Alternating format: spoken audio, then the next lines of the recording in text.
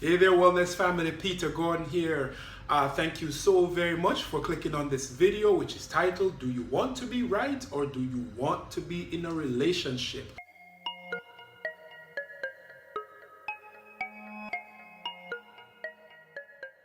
Well, that's a bit of a loaded question, but before I get into the heart of the matter, for those of you who are clicking on a video for the first time, thank you so very much. For those of you who are returning, thank you so very much. If you're not very aware of what I do, I am a full-time graduate student. That means I don't really work. I go to school full-time, but I work a little bit here and there, try to make money to pay bills, and of course it's a little bit more difficult during COVID, but we make it do.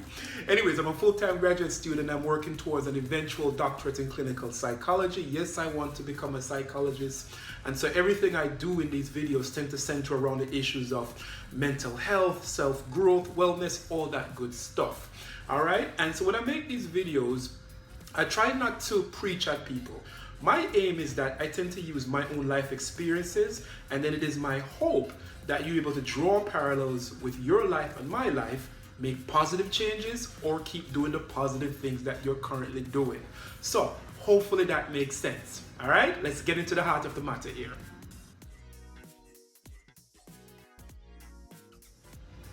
So back to the heart of the matter. So do you want to be right or do you want to be in a relationship? Such an interesting loaded question, right?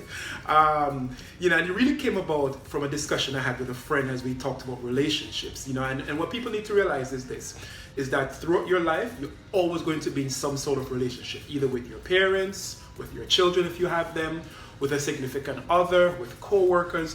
We go through life making relationships. That's how life works. In fact, that's how we grow from these relationships. And so as I was talking to this friend, I said, the key to a relationship really is this, is you need to understand, is it that you want to be right or do you want to be in that relationship? And the person looked at me with like a funny eye and they said, that's an interesting statement. And I'm not sure if I agree with you, because they thought what I was saying was that even if you're right, you should just shut up and pretend like the other person is right, just so you can appease the other person, just so you can stay in the relationship. In fact, I am saying quite the contrary. What I'm saying is, let me use my life for example.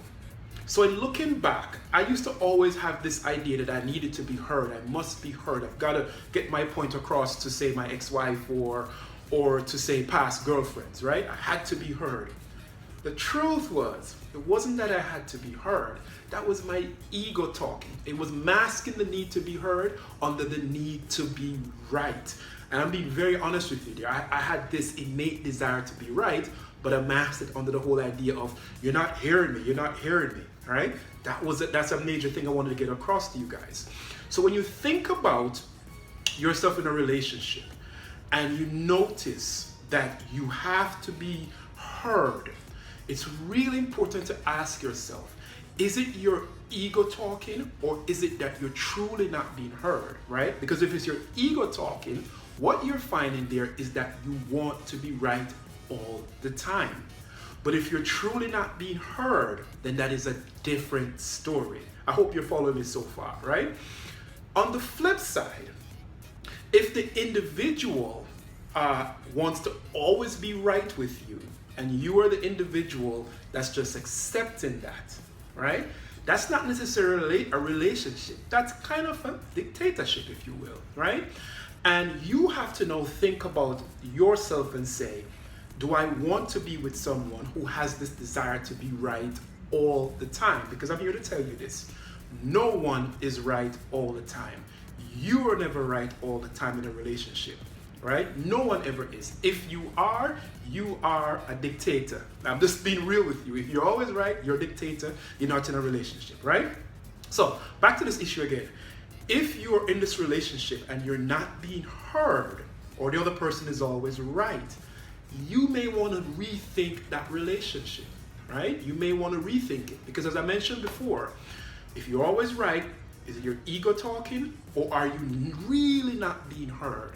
And if the other person is accepting everything you're saying, is it really a good thing? Because then their identity is not coming out. And eventually, If their identity is being suppressed because you are always right, trust me, it's going to explode.